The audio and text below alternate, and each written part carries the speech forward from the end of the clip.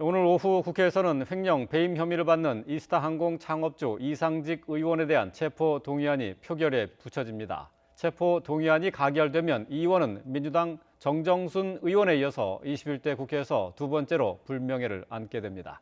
국회 나가 있는 취재기자 연결합니다. 송재인 기자. 네, 국회입니다. 여야가 법적 기한 안에 체포 동의안을 표결하기로 합의한 거죠? 네, 그렇습니다. 국회의원 체포동의안의 경우 국회 본회의 보고 뒤 24시간에서 72시간 안에 표결 절차를 밟는 게 원칙입니다.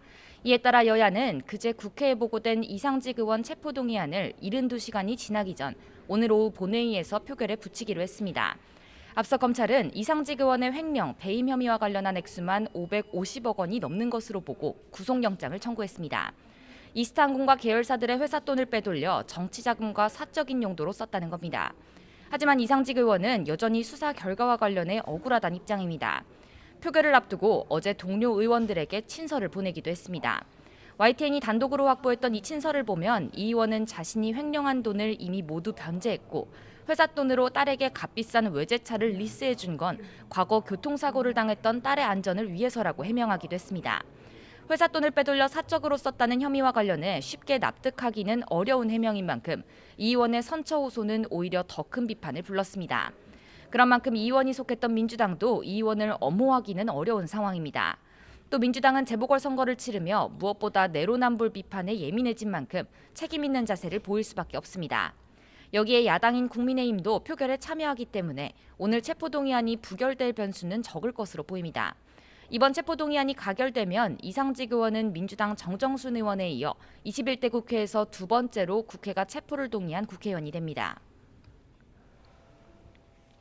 체포 동의안 표결 뒤에는 대정부 질문이 이어지는데요. 오늘도 역시 백신이 화두가 될 전망이죠? 네, 그렇습니다. 오늘은 재보궐선거 이후 첫 대정부 질문이 막을 내리는 날이기도 합니다. 교육, 사회, 문화 분야긴 하지만 홍남기 국무총리 직무대행과 권덕철 보건복지부 장관도 참석하는 만큼 역시나 백신 공방이 이어질 것으로 보입니다. 국민의힘은 국내 백신 수급에 대한 불안을 강조하면서 정부의 총체적인 방역 실패를 강조할 방침입니다. 어제는 모더나 백신 공급 시기를 두고 홍남기 총리 직무대행이 청와대의 기존 계획과는 다른 설명을 내놓으며 야당의 거센 질타를 받기도 했습니다. 국민의힘은 정부의 백신 확보 현황 공개를 압박하는 동시에 한미 정상회담에서의 백신 확보 가능성도 추궁할 것으로 보입니다. 반면 민주당은 오늘 대정부 질문에서 백신 수급과 관련해 정부에 힘을 실을 전망입니다. 백신 불안과 관련해 허위 사실이 난무한다며 대정부 질문 자리를 빌려 정부 측에 정확한 설명의 기회를 제공한다는 계획입니다. 지금까지 국회에서 YTN 송진입니다.